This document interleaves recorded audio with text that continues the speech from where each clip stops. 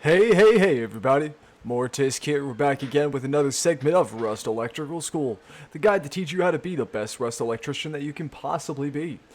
Now in this guide, we are mainly going to talk about activators, things to use to control this power source that we have created utilizing the panel grid and the turbine that have been connected with a backup battery, and that have all been spliced in together into our new grid with the OR switch.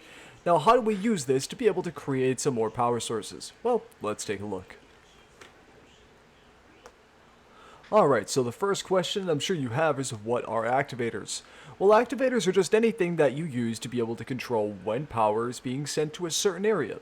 So things like the button, the pressure plate, the laser detector, the HFBF sensor or heartbeat sensor, the switch, and smart switch. These are all activators. These are things that whenever you do something or whenever they're activated by whatever process they are activated by, that they are going to send power to whatever source you have them connected to. So first, let's figure out how to be able to set things up so we can start hooking up some of our activators. Now, the first thing I want to note is that as you can see here from our OR switch that we set up on the previous video, I have now hooked up into a series of 7 branches. How you do this, and here I'll just disconnect a few of these here so I can give you a brief example. So as you can see here, I just took the power out section, which is 300 power, bringing this over to the power in of our first branch. Now we're going to take the power out of this first branch into the power in of the one next to it, and then repeat this process again until all of our branches are powered up. As you can see, once they're all powered up, you are good to go. So now what we're going to go ahead and do is I'm going to change my wiring color to yellow, and we're going to go ahead and also configure this first branch, since this first branch is going to be what we use for the first demonstration. Now for this demonstration, we are going to use the button, and we're going to be using a door controller.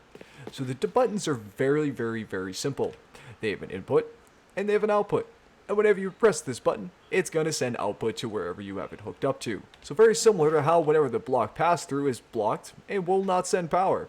Or I'm sorry, whenever the block pass-through is powered, it will block the pass-through here, but whenever it does not receive power, it will start sending the power all the way through the end of the circuit. So what you want to kind of do here is we're going to go ahead and take the electric input of the button, and then we're going to go ahead and drag it over to our first branch. This way we know that we have 3 power going into the branches. Now the other thing to keep in mind is that with each component using 1 power, I would advise that on something that you're using for like a door controller. If you just have 2 components, set it up to 3. This way you don't lose power and you don't have to worry about anything. Now let's talk about the door controller here for a moment. These are also a very simple piece of electronics. What these are is that whenever they receive power, they will open the door. However, 2 things to keep in mind is that this is right now is its default state. It's, as you can see, there's no lights and it just says pair to door. So what I'm going to go ahead and do is I'm going to hit the pair to door option. Now you can see this little green light that happened here. As you can see, there's no power running to it, but it's still able to be paired. So we're going to go ahead and take this and we're going to run it back to our button's output. So now whenever we press this button, it will send power to the door controller. Now one thing to keep in mind is that you cannot pair a door controller to a door that has a key lock or a code lock on it. However, once a door is paired, you can place a code lock on it after the fact. So just to show you here, we'll do a quick demonstration of the button here. As you can see, door controller activates and the door opens nice and clean. Now let's go ahead and place a code lock on there. As you can see, is in its locked state. We'll go ahead and place that button again. Once again, no problem, doors open nice and clean. So even if your items are locked, you can still control their surface electrical states right from any source that you want. Alright, so for this next one here, let's talk about lights. Let's talk about how to get your base nice and lit up, how to be able to get things set up to where you're not in the dark anymore. You know, it's not the dark age, it's time to get into the modern world now. So what we're going to do is we're going to take a switch. So I'm going to go ahead and make one of those really quickly. And then we're going to find a spot on the wall that we kind of like. So I like it right here next to the door. Now as you can see here, I also have some ceiling lights here. I do have some wiring in them, but that's just for purposes of speed on the video. But for what we're going to do is, with the ceiling lights, if you're going to place these up, the 2 things to keep in mind. First one is that these do not produce very much light. So if you can place them higher up, that increases their light arc. So this allows them to be able to get a little bit more light. It'll make more sense once these are operational. But the second thing to keep in mind as well is that if you just do a single one high building and that's what you're trying to light up, all you really need is one light per square. And this is the philosophy that I do follow with pretty much every build that I do. One light per square is generally enough to be able to make it almost like daytime within your build, and these do not use that much power, especially if you're following the massive power build guide that I have set up so far. So what we're going to go ahead and do is I'm just going to hook this last one up here. So we're going to go ahead and go to the switcher, and then we're going to go to the output section of the switch. And then we're going to run that over to our ceiling light. And now the ceiling light is automatically going to have you place it into the power in section, although as soon as you click on it, you're going to notice there are two options. We have pass through and power in. So what we're going to do is now on this one, we're going to select on the pass through, and we're going to go to the power in section of the next light. And we're just going to keep going through this way until all of our lights are spiderweb together. This way, whenever that light switch gets turned on, it is now a light switch. It's now going to turn on all the lights associated to it. However, we still have one problem. The switch doesn't have any power. So, let's go fix that. So what we're going to do is we're going to bring this down right to the ground here. Bring this to the back side. Just kind of run it up so that way it doesn't interfere with the doorway there. Well, now I wouldn't say interfere, but just, it doesn't look as good. Alright, now because we do have multiple lights running off of this one, we are not going to set it as low as 3 like what we did for the door controller. We're going to set this one a little higher. This one's going to be 25. Now you can go lower. I just like to set lights at 25 in case I need more lights, want to put some signs up or any other things that I want on it, because these do have a nice pass through. So it's nice for anything that you want to control in the room. I keep it at a little higher. Now let's go ahead and flip the switch and see how these lights look. Alright, as you can see, we do have some dark spots. That's mainly just due to the way that I spaced them out. I did this rather quickly. If I did this more precisely, this would be 100% lit up with no dark corners. So, as we can see here, everything is running very, very well. Alright, so now let's move on to another type of activator. It's called the pressure plate. Now these are very simple. They operate very similarly to the button. The only difference is that rather going up and pushing it, you activate it just by standing on it. So, what we're going to first do is we're going to take the power in section. Now, I do have a secondary branch set up over here specifically for this pressure plate. So, I'm going to go ahead and just hook this up into the branch out section. Alright. And now the power out section, just like what we did on the previous one, we're going to go ahead and take that and run that right over to the power in on our door controller. So now to make sure everything gets powered up properly, we're going to take the final branch here. So just to kind of give a deeper explanation as to what's going on here is that we're basically just taking the power in, hooking this up so that way our branch is what's giving this power. The reason why is because if you hook up something, like I'll just kind of do the pass through here, the number here where it says 29, 28, it keeps counting down. This is the distance you have to run your wire. I like running my wires a little shorter, so for that I use branches.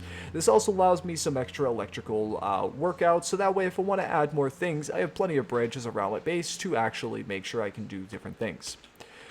Alright, so we'll go ahead and we're going to run this power in. We're just going to go ahead and just line that right up to that doorway there. We're going to bring it in, and then we'll connect it into our branch over here. So now we have some control here. But just like with that other one, we need to make sure we increase that branch out to 3 rather than 2. Alright, so now we have that all set up. So we step on this pressure plate here. Opens up our garage door. And again, this works for anything. I'm just using the door controller for an example. So this does not have to be the main thing that you utilize.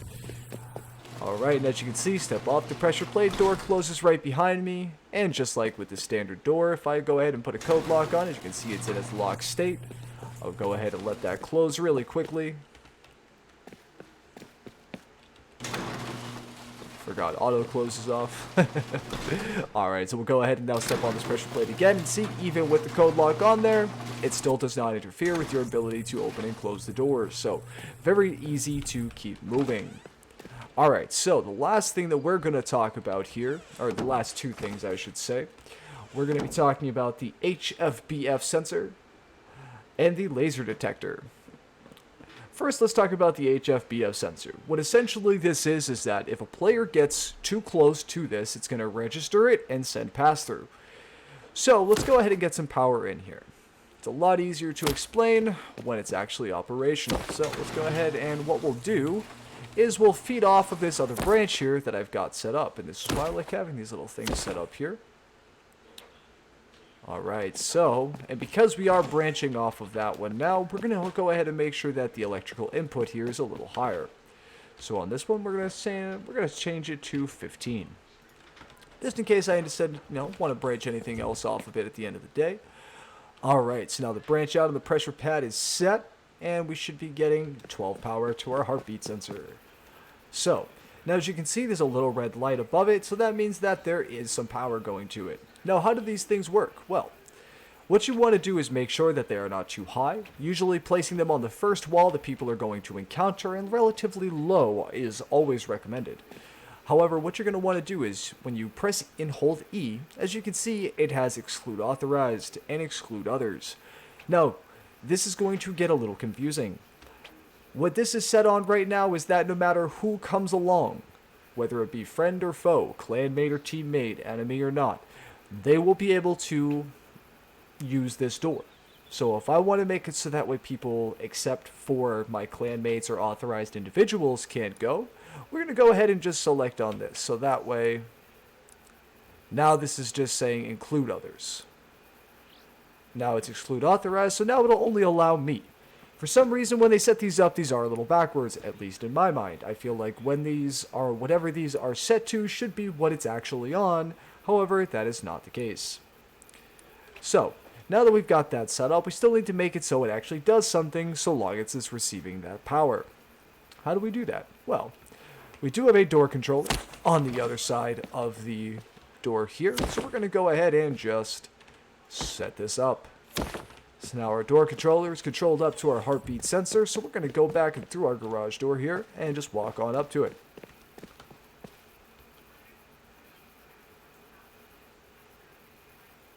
I must not have paired these.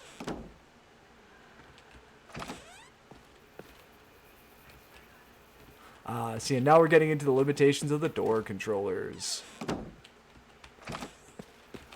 Sometimes, because I have two controllers set up for another demonstration, so let me go ahead and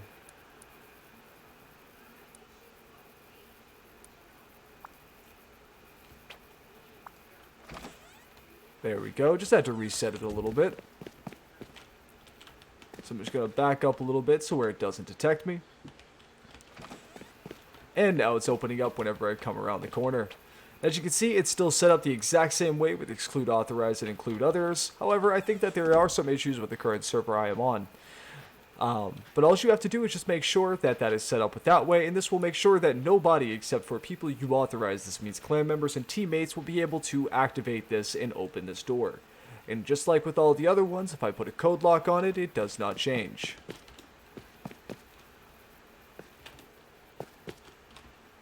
Just have to reset it really quickly. Alright, now I'm going to go back around, and there we go. Door opens nice and easy. So as you can see, the heartbeat sensors are a little finicky. They're not always my go-to choice for doing realistically anything, but they are a fun little option for doing different things. Alright, so now we have one more thing to talk about here, which is going to be the laser detector. This one is a little bit trickier, purely because there are some limitations to this particular activator. So let's go ahead and get some power to the one we have set up here. I'm going to do this one a little less clean, just because I don't feel like running the wire all the way around.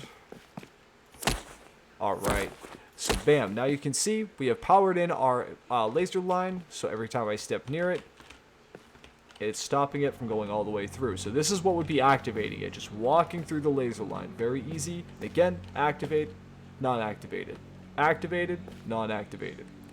Alright, so now what we want to do is, just like everything else, we want to send the power to something that's usable. So we're going to go ahead and just set this up to our power in for our door controller. So now if I stand here, it's sending power all the way to the door controller. If I back up, it is not. So it's very easy to set up a series of activators. Now, the main purpose of this video is just to show you that there's a lot of different activators that you can use. You know, things that will just detect players automatically, things that'll detect them based off of where they are, you know, based off of, like, the location of the room, things that'll be controllable based off of, like, intentional pressing and source. And, you know, just an example utilizing the door controllers of what these can do. Now, you can also hook these up instead of door controllers. You can hook them up to turrets. You can hook these up to, like, lights and other sources. Like, you don't have to have it set up to door controllers. This is just an example to show you what you can do with certain activator sources. And as you can see, everything's still opening up very nicely, and I still have a ton of power to play with. So, even with all these activators and different sources, it's very easy to keep things moving. Now stay tuned, next episode we're going to be talking about the Smart Switch and the Rust Plus app.